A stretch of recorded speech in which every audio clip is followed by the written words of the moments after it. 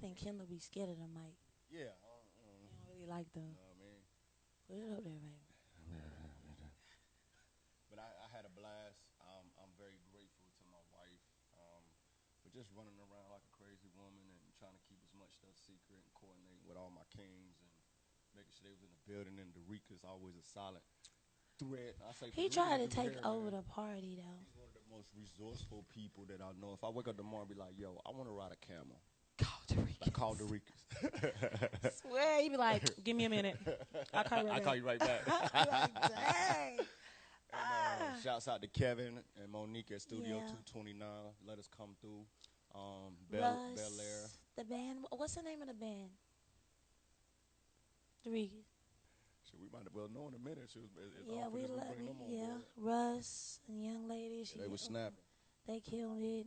Caterer came through, man. Bless. I didn't get any food that night. I wasn't even thinking about food. My baby was y'all. My baby had a good time. It was Kendall's birthday, and he had never had a birthday party before, so we wanted to bring in the 40. 40 is a big number, Very significant in my life. and you always say, "I never thought I'd make it to see 40." Yeah. Yeah. And so I just wanted to celebrate him.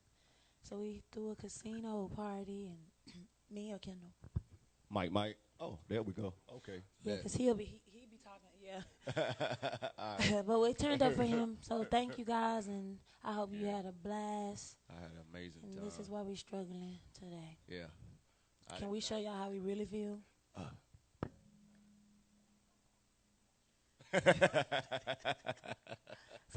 Yeah, straight up. You know what I mean? So we here though. You know, we got a commitment to it. I know there's a lot of days that teachers, pastors, you know, oh my bad, people in government, so on and so forth. You know, you get tired, man. But when you make a commitment to do something, you got to finish what you started, and we want to be consistent to the Tuesdays. So here we are, and had a great time last week talking about the significance, importance, and the power of agreement. So today we're gonna talk about being ready for war. Ready for war. Ready for war. Let's cook. All right, in this life, we are scheduled to encounter many forms of opposition and attack.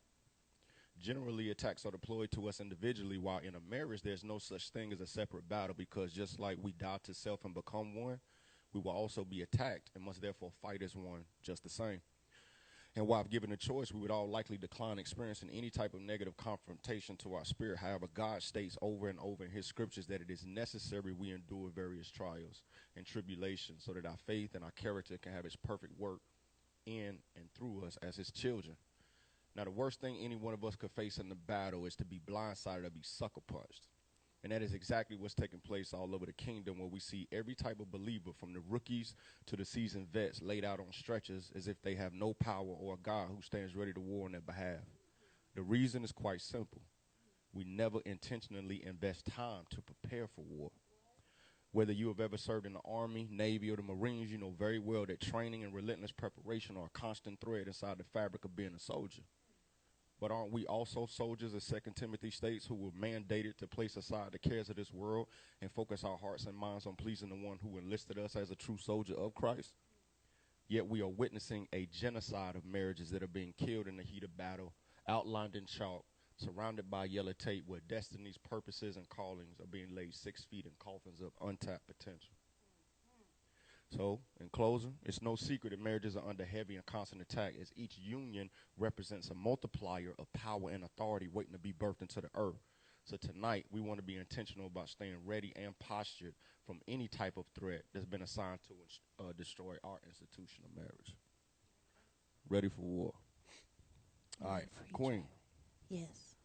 when you look back at your life and you reflect on all the giants that you have slayed in order to remain standing as faithful as you are today, what are some of the nuggets or lessons that you can share that taught you how to deal with confrontation, how to deal with opposition, and how to deal with attacks, because you've had your fair share?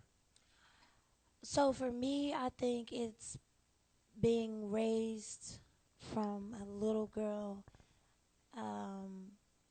knowing the power of prayer. That was something that my grandmother, and then my mother, when she became an evangelist, they installed that in us at a young age.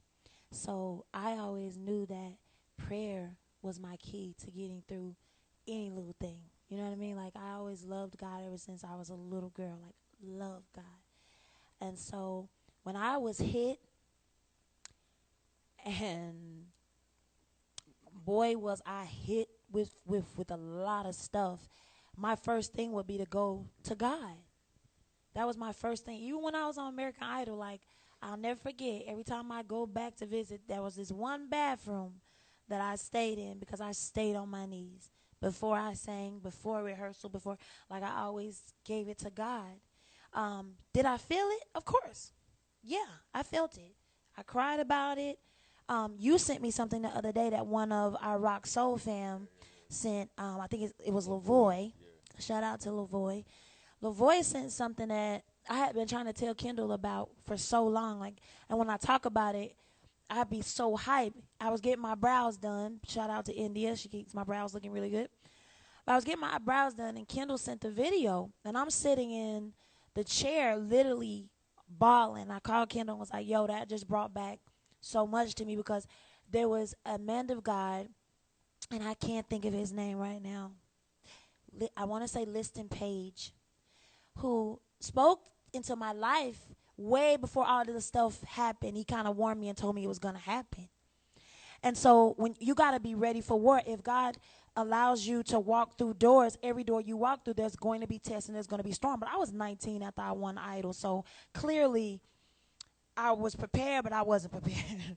Because it was a different industry. Like, yeah, I had been singing and we would go to churches and we would sing at weddings and we would, like singing was my thing, hands down. But to walk into the industry, I was not ready. So the storms that came my way were like the storm we had today that tore down some of the canopies in the back and had like, they were storms. They were storms, but I would always prepare myself and go into ready for war through the word and through prayer. That was my thing. Like God kept me, and He is the keeper.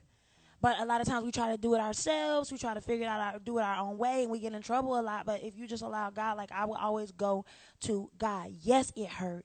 Oh my God. But now sitting here at 36, I'm prepared. I'm like, okay, Kendall, we just landed a book deal. Suit up. You already know what it is. Suit up. Like, Yeah. okay, Kendall, we're doing Taylor Talks, and we didn't think it would be all people are tuning in, and people are being blessed by that, and people relationships are being healed through just us sitting down and being honest and get get ready, Yeah. cause something is about to come. Yeah. That's dope. You know what I mean? Because like I said, one of the cornerstones of who you are is a woman. You know, in full. You know, you got part. You know, as an artist, but you also have many people who are inspired by the ability that you have to persevere and endure. You know, whatever the setbacks are. You know, I know sometimes you be like, yo, every time we go somewhere, they're like, I don't know how you made it through that. Woo, woo, woo, woo. Because some people really don't have that fortitude.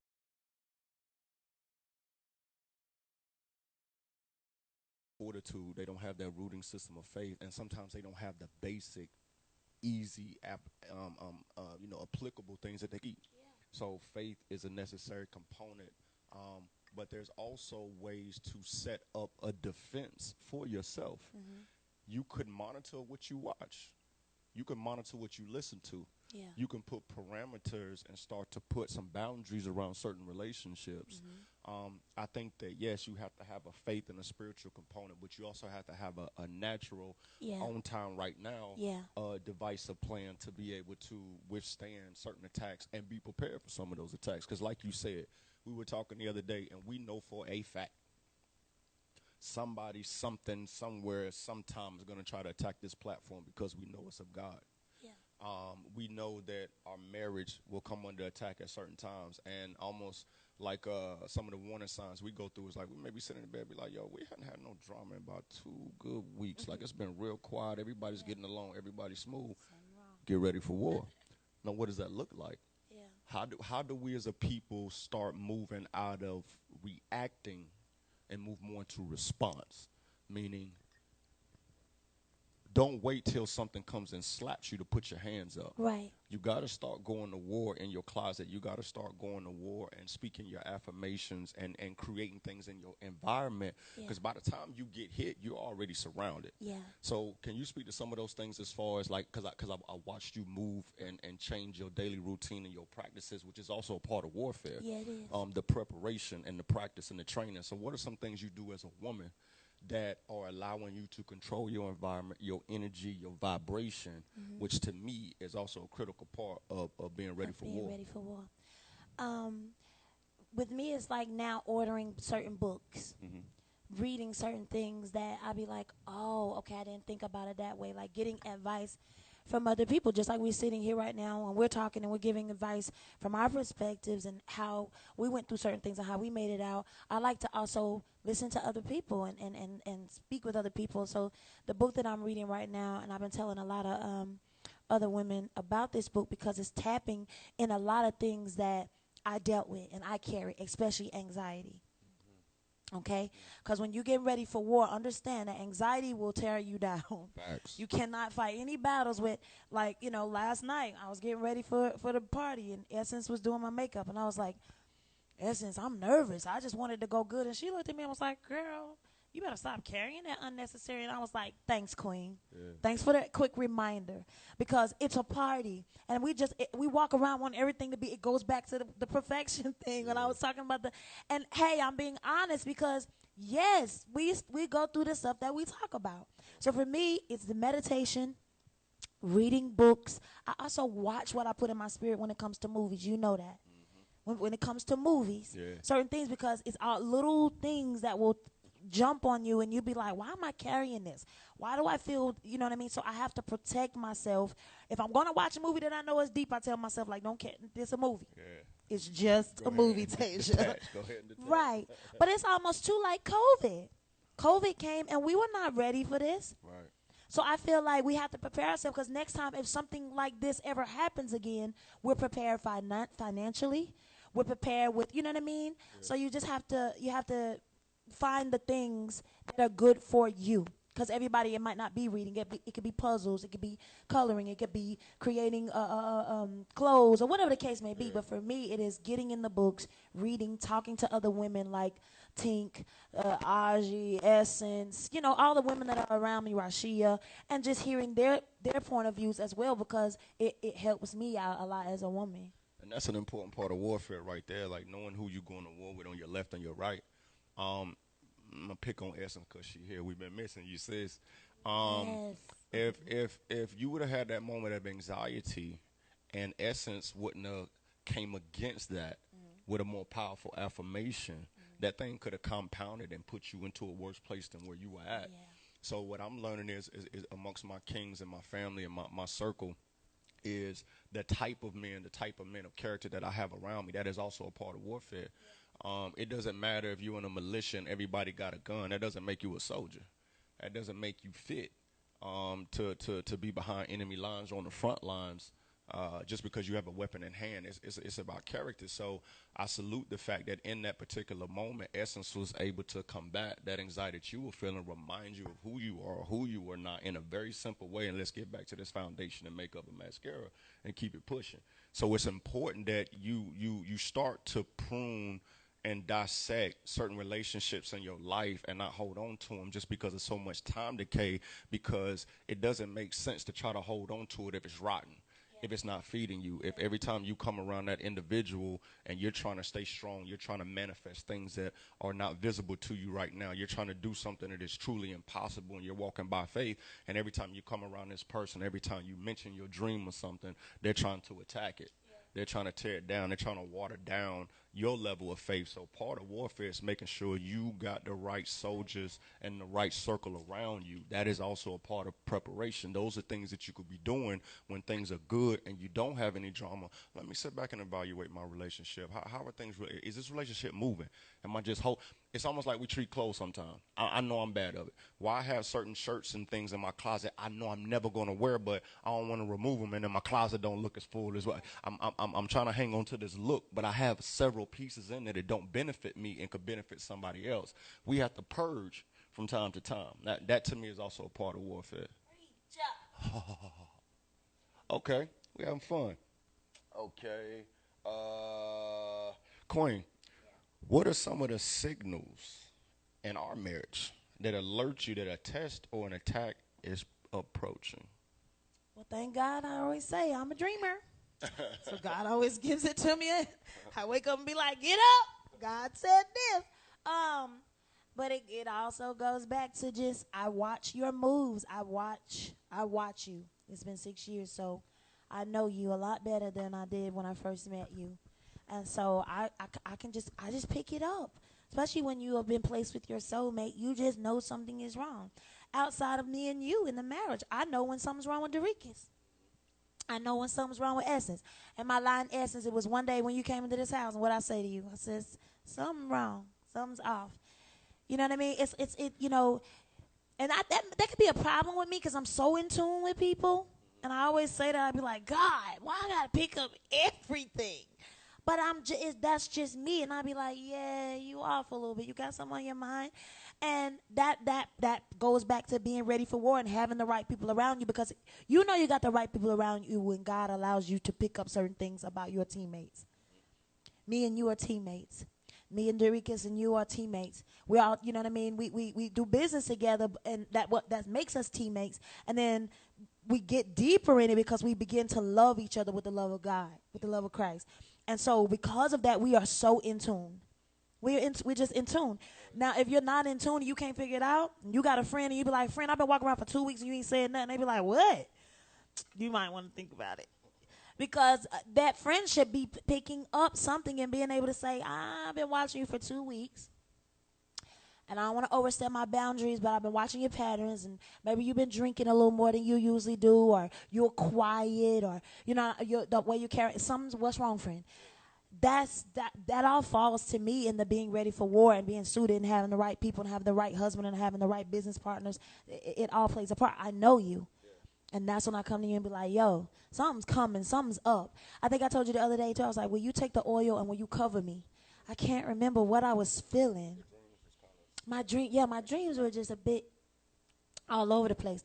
And for me, it lets me know that I'm a bit all over the place. You see what I'm saying? Somewhere in there, I'm not solid. And so I came to him and I was like, will you take the oil and will you pray with me and will you anoint me? Because something's off. So I just know it because we are in tune. I just know it. I'll be able to know when something's wrong with Sean Nice. I'll know it. So for me, being the head of the household and being the leader, I'm a piggyback your demonstration, but also show another dynamic to the same question, right? So on my end, I look for the third party interferences because we're so in tune and because we are so in sync and our vibration is on point. What I'm learning to do is look for the outside disturbances that are trying to find a way to penetrate us because we are in tune. So it could be something with an in-law. It could be something. So when I pose the question, certain signals in marriage, everything is not always, though it is, a good bit of time directly between him and her. But sometimes it's about us and them. Sometimes it could be situations where our marriage is being impacted by decisions, actions, deeds, perspectives of other people. Those are the things that I'm trying to get better at of watching because it ain't that I have an opportunity to take my eye off the ball, but because we've done so much self-evaluation, so much intentional work in our marriage, so on and so forth, pruning things, circumcising things out. Now I actually get a chance to sit there and look outside where there's something dealing with business, the finances, COVID, anything going on in the community. Do I see something? I don't want to call any names, but we see certain things in family, and we see that vibration coming. We see that vibration coming. It may come. My bad. It may come off that we're being standoffish or we're trying to be secluded or we're trying to be distant. But nah, what we really are doing is preserving our resources for war. Because if I let an outside third party influence come in and drain me as a man and as a leader, then when we get attacked, I have nothing left because I gave it to this petty nonsense. I gave it my energy. I gave it my time. I gave it my peace. I gave it my comfort. I gave it my schedule, my time. I hate time robbers. While I'm trying to do something, it's like I see my phone ring and I'm like, yo, you gonna hold me hostage for 45 minutes that I can't get back. I'm not going to get anything of value out of this conversation, and you haven't changed since the last time we talked. No, I got a marriage that I'm trying to get to the finish line. I got, like in any other militia, we got to preserve your resources. So like Sun Tzu, a lot of soldiers out there, you read Sun Tzu Art of War. One of the biggest things being a military strategist is preserving your resources and finding ways to impact your enemy's resources. Your marriage is no different. You have to be ready for war. Your resources are your peace. Your resources are your ability to remain consistent. Your resources are your discipline, your self-control, your harmony, your rhythm. Those are your resources. If you deplete your resources or let your enemy mess with your resources, then something that was outside is now going to come in and start to annihilate and destroy what you had going on inside. So that's how I kind of approach it when I'm looking at what signals do I see as it relates to certain things trying to impact my marriage. We A1. So now I'm looking at it like three dimensionally at the things that are outside of this marriage that have the potential of disrupting our marriage and our rhythm. I love it. Well, so somebody asked. It was I was going through some of the questions earlier today because they leave a lot of the questions up under the picture. Questions too, man. But somebody was just asking, like, I want to be in a relationship. I don't have a husband, and I watch you guys. I don't have a husband. I don't have a wife. But I will say that even in that, get ready for war. As soon as you find or link up with the person, get ready for war. Prepare yourself. Because the ex-girlfriend and the ex-boyfriend and the person who felt like you hurt them when, like they still stuck on who you were. They were not with you in your whole transition time of preparing for your wife and preparing. They still stuck on 6 years ago, you hurt me and he must be the same because this how he did this and the third. So people start coming out the woodworks. Family, don't be the one in the family where you like, you help a lot of people and then once you fall in love, they be like, oh, she in love, she ain't get, what's up? You know what I mean? Like, you're going to be attacked. You're going to be attacked left and right. I always tell Kendall, I'm waiting on that moment for somebody to go try to find something, to post something, to be like, look, see, I told you. That's just how the enemy works. Like, but we so suited at this point. In the book that I'm reading right now, the lady was talking about, she dropped a book. Her name is Liza, and I think it was called Unbreakable. And she had went through so much stuff that she had put in the book and was talking about how now she's sitting in the pocket at that time, and she was unbreakable. And she was so excited. The book was going to drop, and she was like, people are going to be blessed by this because it's going to show people that, whatever you go through, we fall down and you get back up. Your test is your testimony. And she talked about the day the book dropped, she found out her husband was cheating. But isn't that funny? The book title is Unbreakable. You dropped the book, and at that point, you're sitting in a place where, and boom. She was like, at the moment, I just felt like, what the world? How am I dropping a book that's called Unbreakable? And then God, this happens. So I think that's why we wanted to kind of talk about this situation, because we feel like the more God is taking the Taylor talks, the more we know we're going to be tested. We're going to be tested. And a lot of you who are watching right now in this COVID time, you're being tested. You're being tested in your marriage. You're being tested with your children. You're being tested with your family and your job. You're going to be tested. But I always say this. I know it for a fact. After the storm is over, the sun comes back out. And if you make it through that, you got another token, you got another nugget, you got more information, a little more wisdom, a little more, courage to keep going. Like, you can add that to and be like, okay, now I know what I need when that comes, right? Yo, you said something that I wanna thump, and then you made me think about something else. I'm gonna see if you'll play with it with me. All right. Single people who are looking to enter into a relationship, you better make sure that part of your selection process is somebody that got hands. And by that I mean, make sure you're not going for the image and the look. You want to have the pictures. You want to be cute. You want to be, you want to wear matching outfits and matching shoes and all of that stuff. You need to find somebody through your selection process that, based on your personality and your faith and your beliefs and your perspective, that you two can be well aligned to war together. Because too much time we base our selection process off lust and temporary desires, but the strength of your relationship is only going to be proven when you go to war. And sometimes you're going to be going to war with each other. Those are the defining moments. I don't have faith and security in my wife because she can cook. I don't have, and God, you can burn. You What oxtails and about them lamb the other day, oxtails? man. What What you about them mean? oxtails? Oh Don't my forget the God. macaroni. Don't forget Crock the pot macaroni. macaroni. Don't forget them green beans. I ain't really like my green beans though. Come It on, was man. She sang and she cooked. I'm winning. Come on, man, finish it up. Y'all try not to be frisky this Tuesday. All right.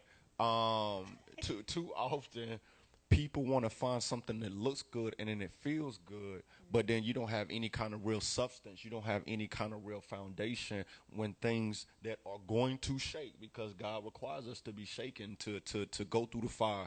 Because what he wants to do, he wants everything that's impure, everything that is not like him, everything that is in the way, everything that was passed to you generationally that did not belong, everything that's standing in the way of your destiny. All that has to get burnt. And it only gets burnt through trial and tribulation. So I would say to the single people, don't make the mistake of trying to be fly and cute and more worried about man crush Mondays and we hashtag goals, and then you can't even make it through the first round of tribulation. What was the other thing you made me think about? Oh my God, I don't want to lose that thought. Oh, boom. Yeah, thank you. Here's another way that I prepare for war. Knowing that there are going to be times when me and my wife, as we elevate, the greater the blessing, the greater the stress, the bigger the contract, the bigger the headache, the more commas, the more zeros, the more we probably going to lose somebody in our life. You know what I'm saying? But trust and loyalty that's our thing. Yeah. Our thing isn't about money. We don't set our sight on material things. We don't compete with anybody. We don't hold ourselves to our past. Where we find comfort is loyalty. So how do I prepare for war as a man? And I hope you men get this. No female is going to be able to ever come up on any platform whatsoever and discredit my faithfulness to my wife. If I get a message, if I get an email, if I get a DM that don't look right, what's the first thing I do? Come to me. Same here. Facts. I'm like, yo, this don't look right. I don't know this person, or this is somebody from my past trying to reach back out. Because what you're not gonna do is get me to speak, try to flip it, put a filter on it, make it look like I said something, and then try to hurt this woman that I love. That's not gonna happen. That is also another way to prepare for war, is to say, okay, I know as I elevate and as I grow, some vixen, some Jezebel out there is going to be assigned to try to come and test my character. That's how it happens. If I wait till I get sucker punched, whether I cross the line of integrity or not, I got a problem. What I have to start doing is building that equity with my wife in this particular area, so that when it happens, because it will happen, every great man is going to get tested in that area. Most great men fall from either financial scandal or sexual immorality. You look at great men who fail, they normally fell into one of those two holes. That's another way that I choose to prepare for war. I choose to make sure that my wife feels comfortable, so there's never a situation on the battlefield of loyalty where she doesn't trust me. Yeah. Not to mention that any woman or man that would even attempt to try to come between what we have, first of all, it's not about what you look like or one night stand. What you're basically saying is that I'm not who I say that I am. Pretty much. You're basically trying to say that whatever you think is tantalizing to other men is greater than my character, and that's offensive. That's offensive to a man of integrity. Yeah. So I just that was on my heart. It wasn't really in my notes, but I want men to start. We got the same code. First of all, I don't even know where my phone at half the time. Half the time my wife got my phone. Yeah, he I'm like, where's my phone at? She got the code of my phone, all my email access. We don't hide anything. There's complete transparency. Those are things where you go above and beyond an extra step, but they start to build equity and trust. So that when we on the battlefield, we don't have anything hiding behind our back, my phone jumping off while I'm sleep shoot. Like, it's complete transparency. I think that's another way that men and women can be intentional about preparing for warfare. Pretty much. And here's the other thing, and this is real talk. You can't come in and take nothing that belongs to me. Here's the thing, because if I'm everyone, I cook, I clean, Good God Almighty. If he whatever the She was in whatever here the, cleaning the other day. I was like, yo, will you please sit down? She was like, I enjoy. Think about my wife enjoys cleaning, yeah, enjoys cooking. You so yeah. humble. You so humble. Anyway, you can't come You here. humble. I repeat, you can't take nothing. I got everything he needs. Okay? Okay, go ahead. I just wanted to put that out And there. a to-go plate. I got to get one in, girl. You fine. All right. All right, last question, and we're going to open it up. Sean Nice be You over like that there to-go with it. plate, bro? He be I be with like, it. I say, boy, you see the meat on that thing? Boy, I Oh, need to get me a to-go plate. hey. To God be the glory. I'm a full-grown husband. Stay right, stay on. I'm a full-grown husband, and I'm 40. It look good on you though. 40 looks good on you. It Thank really you. does. You look really, really good. And let me tell you something. When you put that suit on, cause see, I haven't seen you in all a right, suit. No, listen. I was like, Lord, I thank you. The entire night, I just kept telling him thank you. That's how I felt that last Taylor Talk, that dress you had on. I missed the whole section on this thing I was supposed to bear out, but I was just. And you gotta stay in love with you gotta stay in love, man. Yes, You gotta Lord, stay there. Stay there. Get in there. Don't Stay get there. up. Stay there. there. All right, boom. Let's do it. All right. In warfare, you are only as strong as a soldier that's fighting next to you. I know they look. What are some of the things that you have learned when it comes to fighting fighting alongside a man versus how you may sidekick with a female, such as a mom, a daughter, cousin, friend, whatever? What have you learned, or what can you share, even if it's advice from myself, about what it looks like to actually go to war with a man on the battlefield together? Not Yeah. like, you know what I mean? For me, I can sit back because I used to war and alone and think I was the man. Remember, I always talk about I had my 10 boots on, and now having a leader and having such I always say Kendall is like he's really really smart. I love that. He's a bookworm. He's really really smart. So now I can sit back and let you lead.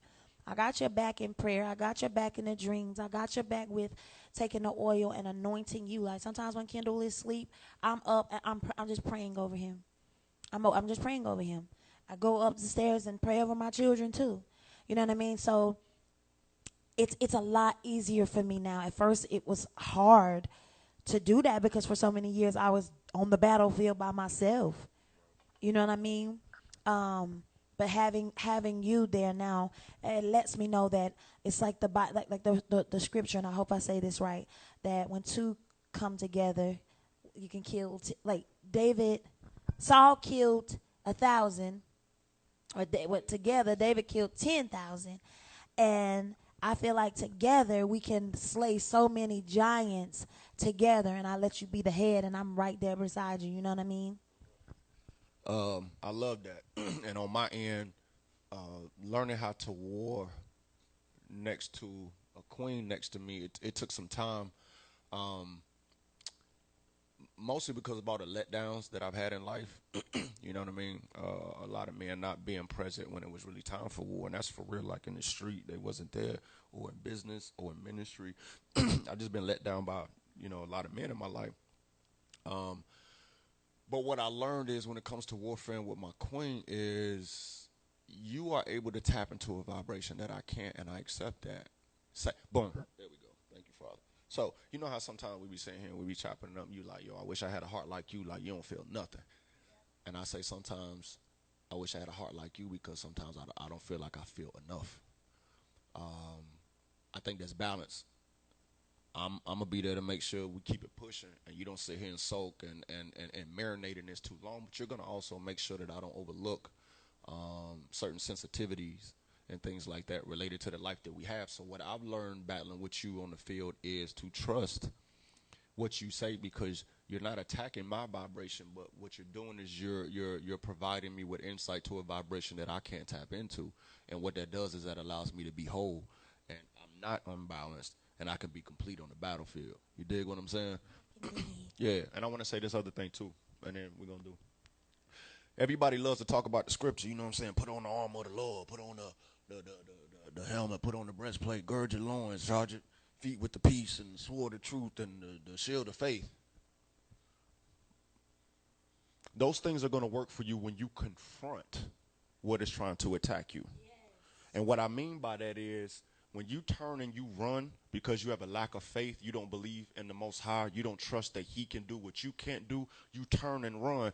But I don't recall the scripture talking about any kind of armor that covers your back. Wait, say that again. The armor of God covers you when it covers you from head to toe when you're confronting your enemy.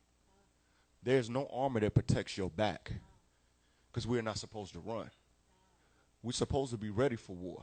See, everybody likes the sexiness of that scripture, but when you start to dive into it, you begin to realize, okay, you're not supposed to run. You're supposed to trust Him. And He will war for you. Vengeance is His. He shall repay. He is a redeemer. You know what I mean? He gives you all of these jewels, but just keep in mind that when you're rocking the armor of the Lord, there's nothing that covers your back. So when you come into agreement with your partner, when you stand and say that you are a believer and you wave that flag, it's like gang members. They claim blood or crip no matter if it's a good day or a bad. Church people, some of the fakest gang members I ever met in my life, and I mean They that go with all my hard, heart. yeah. You locked up and you a Crip, and you got 20 Bloods in there. You gonna represent Crip. You gonna flag and you gonna stack and you gonna take that beating like a man. But we won't represent the faith. We won't represent the cross. You want to know why? Under certain conditions and situations. Because we all want to be good. Never mind. We all want to sit back and just judge everybody else. Oh, what did you say? You said that? Oh, that's bad. I be like, didn't you just get saved last Thursday? I was there. I seen you baptized. You left the baptizing pool dirty. And that's why I always be just going back to Christ. I be like, yo, Christ was dope. Like, he wasn't sitting around doing all this stuff. He wasn't cupcaking. Nah, he wasn't cupcaking. He wasn't judging. He wasn't. I think when what was the lady name in the Bible where everybody was trying to stone her for cheating and being and what did Christ say? He was like, yo, he without sin cast the first stone. Right. We're so busy trying to cast stones that you miss the mark. You are not ready for war. Right. You are in war trying to judge and call out everybody else stuff and not even understand you're missing God. Be quiet, sit down, let Him talk to you. Guard your house, guard your, sweep around your own front door before you try to sweep around mine. Make sure all your stuff is straight. And let's get right with, real talk. Let's get right with God. Like, it's time out for playing. It's time out for putting on a show. You know what I mean? Like, I always tell people, I'm not perfect.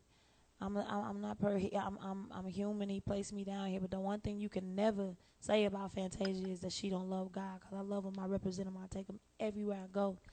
Okay? And I don't want to be a Bible scholar. And my grandmother used to say that, Lord, I saw such and such in the grocery store. She couldn't even have a regular conversation because everything she was saying was in tongues.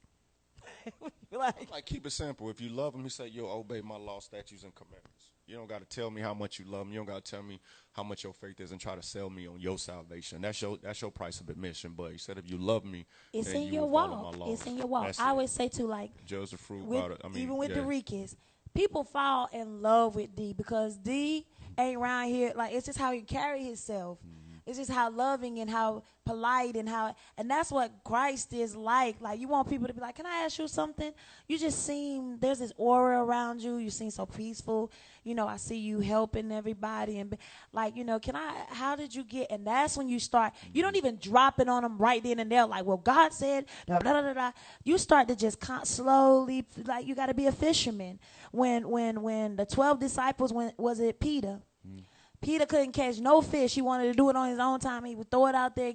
So when Christ came on the boat, they just chilled out there for a little bit, had a little conversation. When he lifted, he had fish everywhere. Mm-hmm. Sometimes you just got to be patient because that's what God love is. I don't want to meet you today and try to get you saved today. You know what I mean? I want you to be around me and see how I walk and see how I treat people. I'll never forget when Rashid, we was riding in the car one day, and we pulled up beside somebody, and they blew the horn and wanted to speak. And she looked at me and was like, sometimes I forget you're like Fantasia. And I said, good. Mm-hmm. My daughter-in-law, Kayla, she was like, I be telling people, you just so chill. You just so, I like that about you. You don't ever act better than us. You don't ever, and I be like, for what? Because the real man, the real celebrity, that's God. I'm just a vessel, right? So I want you to forget that. Because if I'm a king's kid, I don't have to walk around. I'm just a king's kid. You know what I mean? I just want to wear his stuff well. I want people to be like, yo, what's that? I'm a king's kid. You want some? Yeah, please, man. Thank you, baby. Yes, love. Okay. But didn't feel that I would receive them. Or there's been times in the past when she tried to bring it to me and I didn't create her to be vulnerable. Um, but what we did that day was neither one of us cut each other off. The way she came to me, her tone and her tempo made me want to do anything I could to take that off of her and to make her feel at peace. Delivery, delivery, delivery, delivery. It's all about your delivery.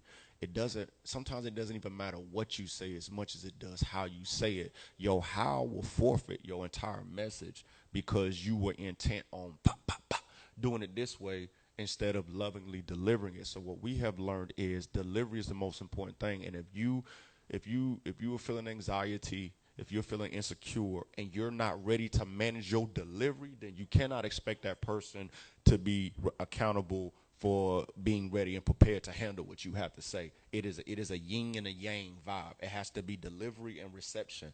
Throw it, catch it. It has to be a relationship. It can't just be I just need to get this off my heart the way I need it.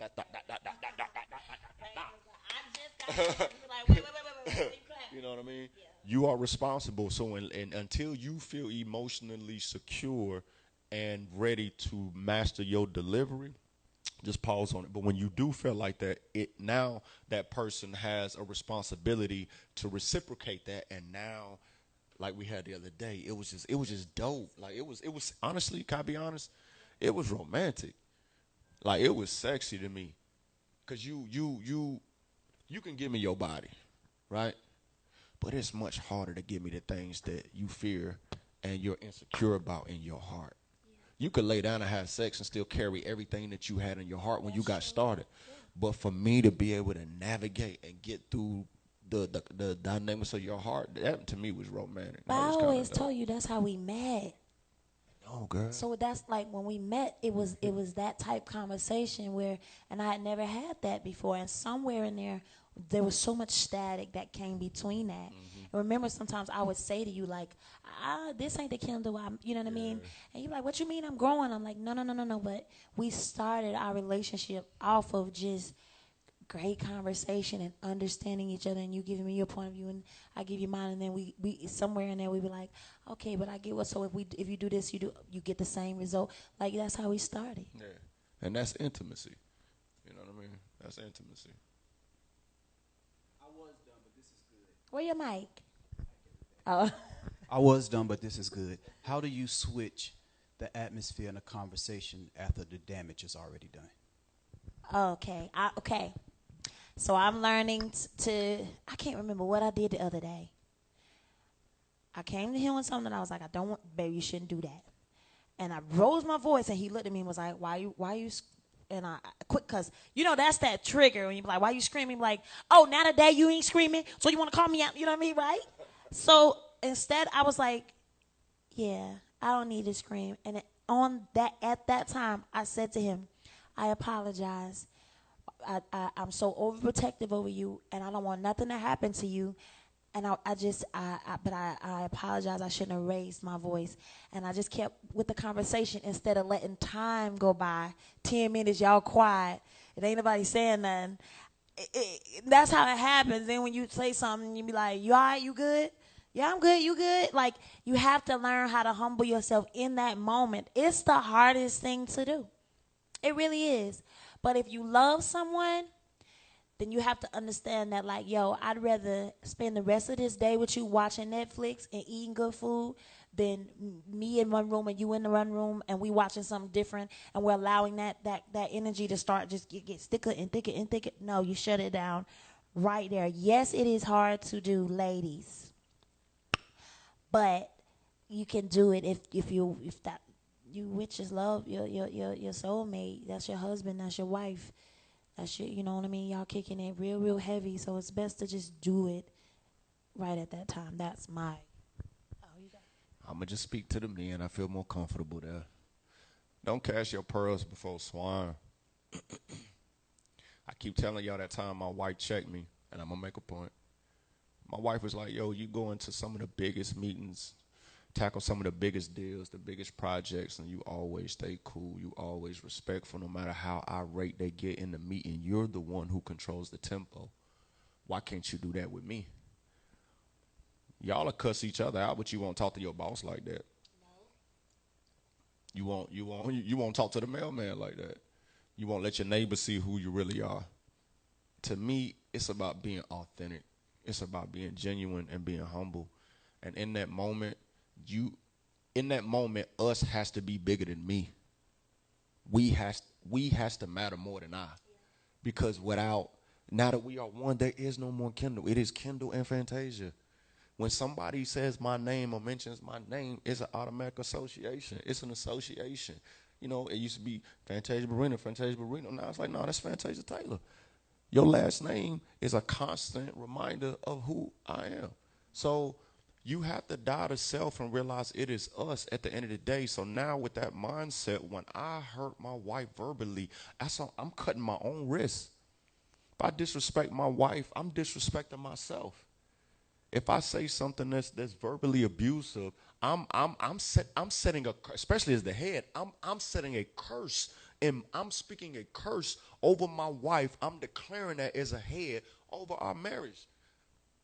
That's cowardly. So in that moment, you have to realize, like I said earlier, slow down, take your time. First, does this matter? Right. We have so many spats, and I'll be like, babe, 1 to 10. Matter. Like, yeah. Where is it? I was like, we is was this about a to 10? get in a spat the other day because Kendall believes that Leo walks when he used the bathroom. He's like, I swear he be walking. And I'm like, no, he doesn't. Leo's got a little thing where he just walks around and he walks around and he walks around and then be like, yo, use the bathroom. But Kendall, so I say no, he said yes. So as soon as he walked in the house the other day, he was finna tell me like, babe, I said, it's She's okay, like, I don't matter, it don't matter. he Yeah, do I it. was He like, do it. okay, It he don't do it. matter. Okay, let it go. We love him. Okay, so you know what I mean? It's just something you have to do. And ladies, please, I'm begging you, like, don't be like how I was and stay mad forever. Because all you're doing is pushing your man out the door. So then your next question for next Taylor Talk would be, why my man ain't talking to me right now? Why? Because we have walked around for weeks. You ain't giving him none. You ain't cooking. You ain't cleaning. And that's how the enemy starts to allow Tamika from down the street to come up, and she's talking. She's being nice. She's being polite. Oh, you looking good. I've been doing. And you be like, what's going on? It can bring on that. Yeah. But at the end of the day, it is on you, men, period. No excuses. I don't care what my wife's tone is, her delivery. Yes, she's accountable to that, but at the end of the day, this relationship is my responsibility to navigate. It doesn't mean that it takes two to argue. Doesn't mean that she's able to forfeit from responsibility from the marriage, but it does mean that leadership is required, whether you're going in the right direction, the wrong direction, if you got a full tank of gas, if you're riding on E, if you got 22s or you got 2 spare tires on the opposite side of the car, you still have to get your marriage to where God told you to get it to. You have to figure it out. You have to figure it out. And that's what I'm learning. I'm learning that I can't sit shelled off in a theater room for days. I can't, COVID helped make me a better man because we used to get mad. I'm going straight to the AMC, straight up. To watch a movie that we supposed to watch together. I always say, because I just be like, I think that's so crazy. Go watch another movie. I done seen all those, though. I'd have been dying to see this movie. But that just starts another, I'm going to be mad when you get mad. Then on the flip side, I ain't at the strip club. I ain't gambling. I ain't out in the hood. I'm at the AMC. Yeah, but you cheating because you're going to see a movie we supposed to watch together, so. So my point is, COVID has also helped me to stay in the game. Yeah. You can go to a bar, you can go see this person, you can go do this, you can go ride here, but COVID has forced me to actually stay in the game and really put my hands on the clay of my relationship and start, being more intentional about making it look like what we agree. That's what leadership is. We say we want something to look like, and I do everything within my means with your support and your encouragement and your resources and your gift and everything we got combined to make it look like the piece of pottery that, we said we want for this marriage. But, yeah, men, it's on you. Be men. That's it. All right. I'm done. We made it through that thing. Because let me tell y'all. Let me listen. Show them again, babe, how we really feel. I've been struggling. They told me I did things last night I don't even remember. Hey, man, I wanted Kendall. Kendall, it can be so square. So I intentionally got him. He said, when I wake up, I want champagne. And so all day long, Bottle with the bottle with the bottle with we the gave you bottle with the champagne. bottle. I want to say to all my prayer warriors who are watching, will you please pray for my brother-in-law, my sister-in-law, Maurice Jackson, Rosie Jackson. She lost her mother on, I think, Sunday. Yeah. She lost her mother on Sunday, and that is hard. I always say I don't know what I would do if I ever lose either one of my mothers. So please just keep that family up in your prayers. I'm trying to think. I don't want to leave nobody else. I want to thank DJ Sean Nice. Yami. Want to thank Dorikas. What you say? You weak. I'm weak. Dorikas is learning all the new slang, and he been saying it all day. It's a hair for me. It's a shoes for me. Like, wait. I want to also thank, again, Kevin and his wife, Mo. Salute. Bel Air. For opening up Studio 229. I want to thank Bel Air for sending so many bottles to celebrate with. Thank you so much. And every king that was in the building with your queen. It was a lot of kings. Like I told you this, what I told you today, I was like, salute to all of the men who were in the building. It's such a different energy, and they're all men. They're all men. All owners, and yes. Like no basic Shout out to Hop. Hop and got his me nice wife. And sliced up. Yes. Over there, no grease. He was on the table all night. You know, I've never seen him in a suit. I got to see my dude in a bow tie. Yeah, he looks good. His wife looked beautiful. He told us, he was like, yo, tell the band I want to play the everybody who was a part, my showgirls, the dancers, the bartenders, Chef CJ. We got his name right. Appreciate you, brother. Thank you so much. And yeah, we will see y'all next Tuesday. We just want to say thank you for tuning in. Yeah. And we love y'all. We're gonna do our prayer, and then we out.